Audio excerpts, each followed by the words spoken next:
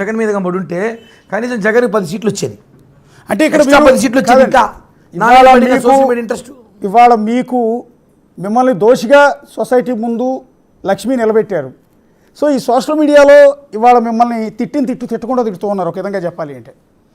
So ఇదంతా మీరు ఇప్పటికీ పబ్లిసిటీ అనుకుంటూ ఉన్నారా, లేకపోతే మీ పొలిటికల్ కెరీర్కి మీ పర్సనల్ జీవితానికి నష్టం చేకూర్చే అంశం అనుకుంటూ ఉన్నారా? సార్, ఒకటి పొలిటికల్గా కిరణ్ రాయల్ వాయిస్ని మూయాలని చెప్పి తిరుపతిలో అభినయ్ భూమన కరుణాకర్ రెడ్డి కుమారుడు. అభినయ్ అంటే మాకెవరు తెలియదు. సన్ ఆఫ్ భూమన కరుణాకర్ రెడ్డి కొడుకు అభినయ్ అనే వ్యక్తి ఎదగాలి రాజకీయంలో. తిరుపతిలో ఎప్పటికైనా కిరణ్ రాయల్ అనే వ్యక్తి వాయిస్ మూయకపోతే తిరుపతిలో మనం చేసిన అరాచకాలను బయట పెడతాడు, మనల్ని గట్టిగా మాట్లాడతాడు. వాడు గొంతు మూయాలంటే వాడికి ఆస్తుల్లో వ్యాపారాల్లో వాడి మీద ఏమీ లేవు.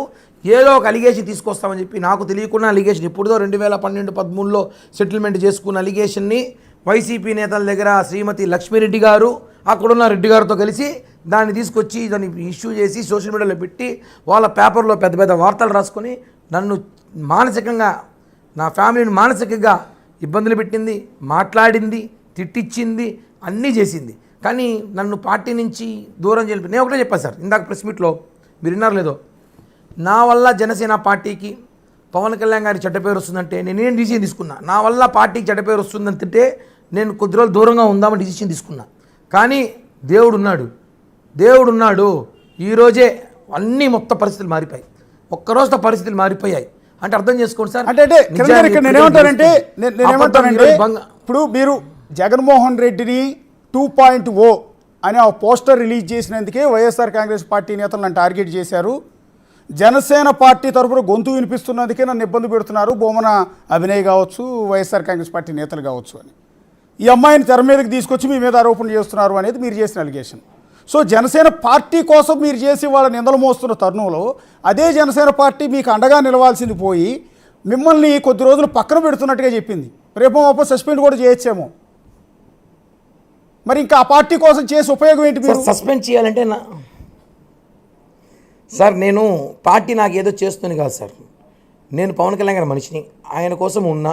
పార్టీ నాకు చాలా గౌరవం ఇచ్చింది. ఇన్ని సంవత్సరాలు నేను పార్టీ నాకు వాల్యూ ఇచ్చింది.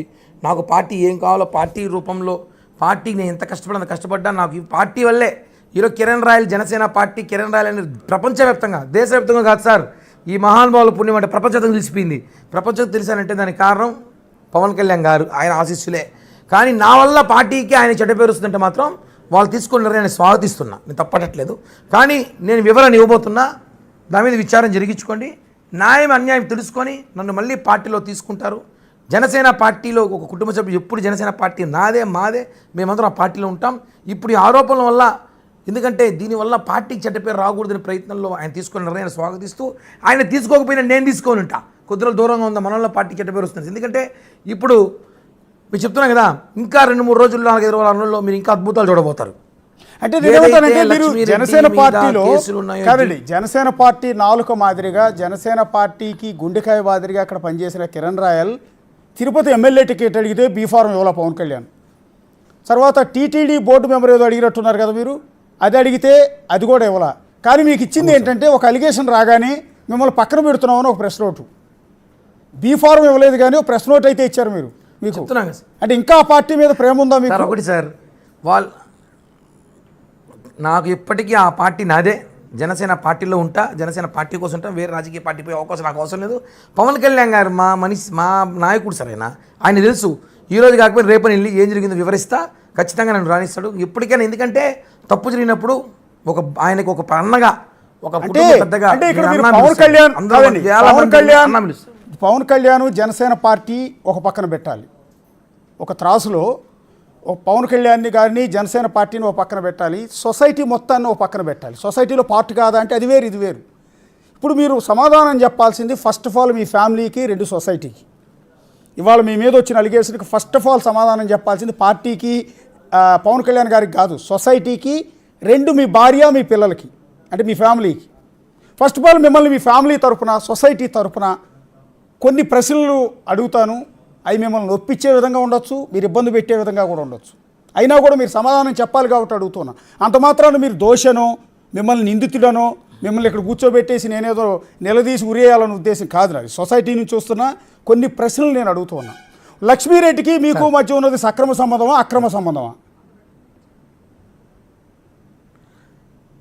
ఏం సక్రమంగా అక్రమంగా సార్, జస్ట్ క్యాజువల్ ఇంటి పక్కన ఉన్నారు, మంచిగా పరిచయం ఉంది, మా ఇంట్లోకి వాళ్ళు వస్తారు, వాళ్ళ ఇంట్లో మా పిల్లలు వెళ్తారు, వాళ్ళ ఇంట్లో మంచి శుభకారాలు అయితే వాళ్ళు, మా ఇంట్లో శుభకారాలు అవుతుంది. ఆర్థికంగా వాళ్ళకైనా డబ్బులు కావాలంటే మేము ఇచ్చిన రోజులోనే, మా కోసం వాళ్ళు ఇచ్చిన రోజులే, ఆ రిలేషన్ వరకే మెయింటైన్ చేస్తూ వచ్చినాము.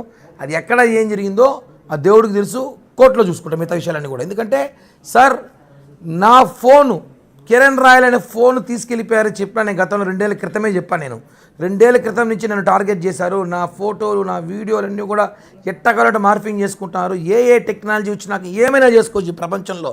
కాబట్టి అవన్నీ కూడా నేను ఆరోపణలన్నీ కూడా కొట్టిపాడేసి వాస్తవం చెప్తున్నాను. ఆమెకి నాకు ఫ్రెండ్షిప్ ఉంది, కేవలం మా ఇంటి వరకే, ఏదో మాట్లాడే వరకు, ఏదో ఫైనాన్షియల్ లావాదేవీలు ఉన్నాయి తప్ప వేరే విషయాలు ఆ అమ్మాయితో నేను ఇంత దూరం పోవాల్సిన అవసరం లేదు. ఆ అమ్మాయి ఎందుకు అలా తలుచుకో క్రియేట్ చేసుకుందో ఆ అమ్మాయిని అడగాలి. ఇక మీరు అడిగినట్టున్నారు, ఇందాక చూసా లింకులో, ఆ అమ్మాయి ఎందుకు అలా చెప్పిందో నాకు తెలీదు. ఆ అమ్మాయి ఒకటే సార్, అంటే కిరణ్ రాయల్ గారు లక్ష్మీరెడ్డి గారు, కిరణ్ రాయల్ గారు లక్ష్మీరెడ్డి గారు అన్నా చెల్లెళ్ళు అనుకోవాలా? లేదు, ఫ్రెండ్స్ అనుకోండి. ఫ్రెండ్స్ కంటే బలమైంది కదా అన్నా చెల్లెళ్ళ బంధం అని. నైబర్స్ అనుకోండి సార్. నైబర్స్ ఎవరు? ఇప్పుడు మా పక్కన కాదండి, నేను ఉండే చోట కూడా మా అపార్ట్మెంట్లోను, మా పక్క అపార్ట్మెంట్లోను, ఆ పక్క అపార్ట్మెంట్లోను చాలా ఫ్యామిలీస్ ఉంటాయండి. అందులో వాళ్ళ ఇళ్ళల్లో ఆడవాళ్ళు కూడా చాలా బాగుంటారండి. వాళ్ళు మా ఇంటికి వస్తారు, మా ఆవిడతో మాట్లాడి వెళ్ళిపోతారండి. నాతో పాటు బెంగళూరు హోటల్కి రారు. వాళ్ళు బెంగళూరు హోటల్కి వచ్చి ఒక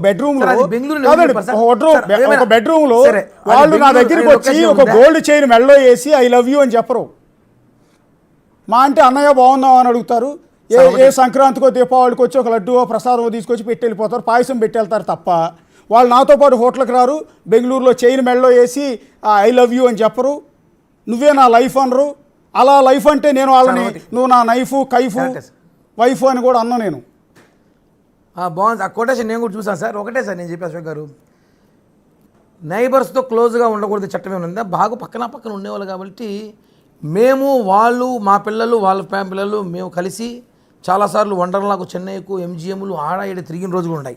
అది బెంగళూరు అని చెప్పి లొకేషన్ ఏమైనా ట్రేస్ చేయగలరా చెప్పండి ఫస్ట్. సరే బెంగళూరు సార్, తిరుపతి కాదు కదా సార్, తిరుపతిలో అదేదో ఎమ్మెల్యే సత్యవేడి ఎమ్మెల్యే అనుకుంటా కదా, అదేదో భీమా తిరుపతిలో ఒక అమ్మాయిని తీసుకొచ్చి రేప్ చేసేయడం ఒక అలిగేషన్ ఎదుర్కొన్నారు. భీమా హోటల్ అనుకుంటా కదా, భీమా గ్రాండ్.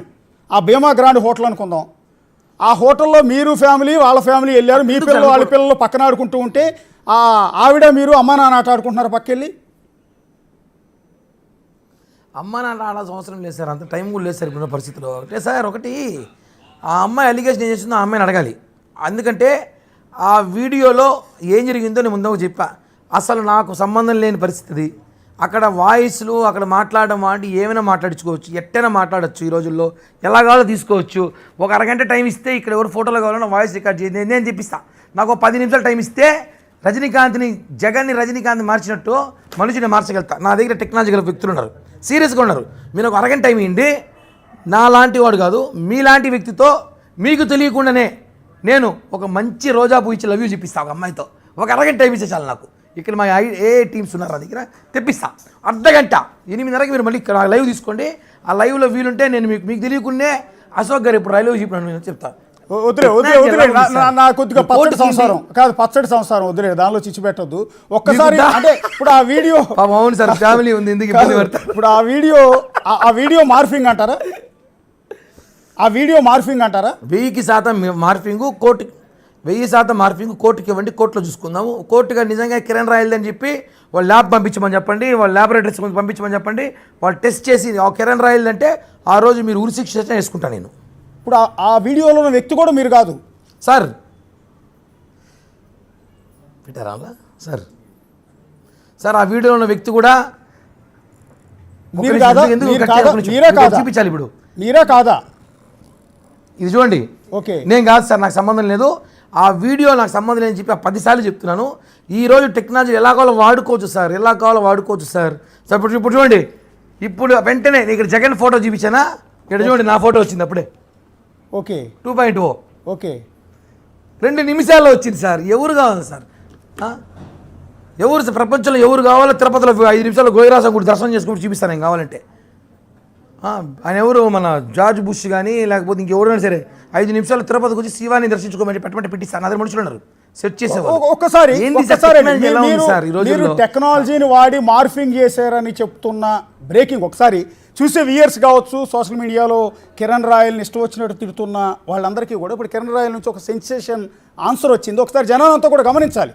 సో ఎవరి వాదనలు వాళ్ళు ఉంటాయి. అది నిజమని నమ్మేవాళ్ళు కొంతమంది, అబద్ధం అని చెప్పేవాళ్ళు కొంతమంది. సార్ కిరణ్ రాయల్ ఇప్పుడు చెప్తున్నది ఏంటంటే, మంచి పాయింట్ అడిగారు అశోక్ గారు, ఎందుకు చెప్పిందా? యా నేను మొన్నటి దాకా చెప్పా, లక్ష్మీరెడ్డి అనే అమ్మాయి ఒక పెద్ద ఫ్రాడు, ఆ అమ్మాయి మీద అనేక కేసులు ఉంటాయి, అనేక మంది ఇలాంటి వయసు మోసం చేసింది, కేసులు ఉంటాయని చెప్తే ఎవడో పట్టించుకోవాలా.